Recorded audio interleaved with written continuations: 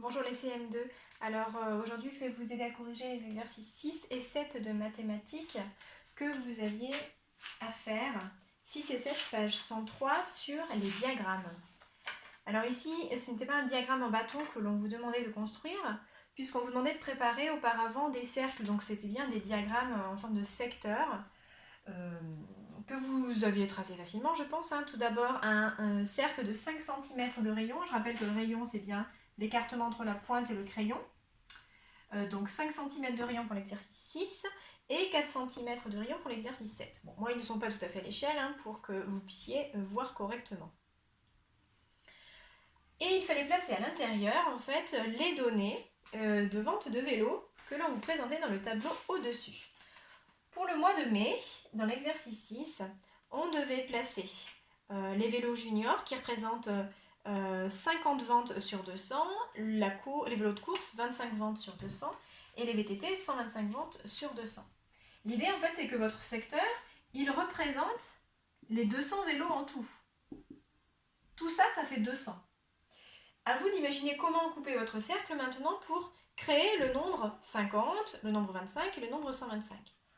Petit repère, d'abord si vous étiez complètement coincé, demandez-vous qu'est-ce qui se passe si je trace ce diamètre. Le diamètre qui passe bien par le centre. Ici j'ai deux morceaux égaux. Là facilement vous vous dites, ah bah oui, ça fait 100 et ça fait 100. Du coup à partir de là, peut-être que vous pouvez vous arrêter si vous étiez bloqué, vous allez trouver 50.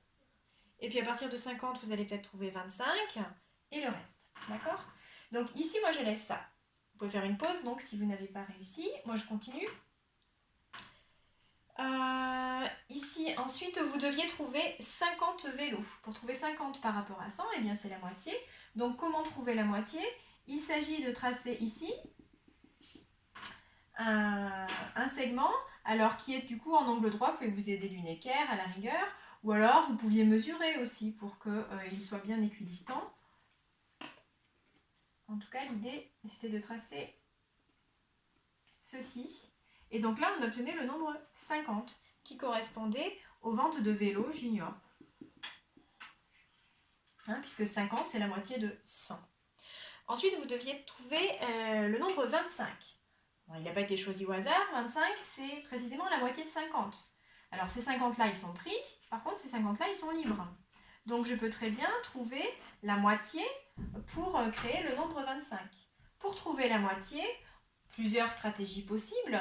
Mais si vous vouliez être très précis, vous pouviez par exemple mesurer entre ce point et ce point la distance et en trouver précisément le milieu. Et ça vous guidait ensuite pour tracer cette part. Et donc là, on se retrouvait avec le nombre 25. Ça, c'est libre, ça, c'est libre. D'ailleurs, comment est-ce que ça fait tout ça? Eh bien ça, on a dit tout à l'heure que ça faisait 100. Et puis cette part, c'est exactement la même que celle-ci, puisqu'on a coupé en son milieu, c'est 25. Donc finalement, ça, 100 et ça, 25, ensemble forment 125, c'est-à-dire le nombre de VTT. Et voilà comment on pouvait obtenir ce diagramme pour les vélos. Alors au final, après, vos parts, elles pouvaient être un peu n'importe où sur le secteur. L'important est que chaque part ait bien la même proportion que sur le corrigé. D'accord? Les VTT les vélos juniors, là, les 50, doivent représenter un quart du secteur. 25, ça représente du coup un huitième. Et 125, le reste. Exercice 7, un peu sur le même principe, mais cette fois-ci, c'était la vente des vélos au mois de juin. Vous n'aviez plus 200 vélos qui ont été vendus, mais 240. Alors là encore, les nombres ne sont pas choisis au hasard.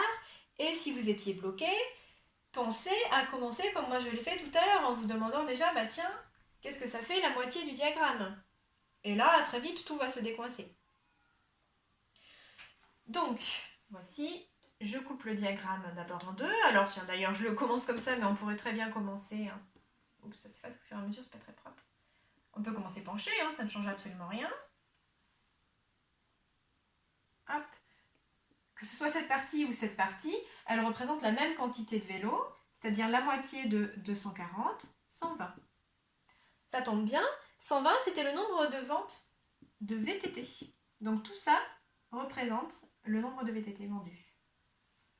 il me reste 120 de disponibles. Et je dois trouver à l'intérieur une part qui représente 90 et une part qui représente 30.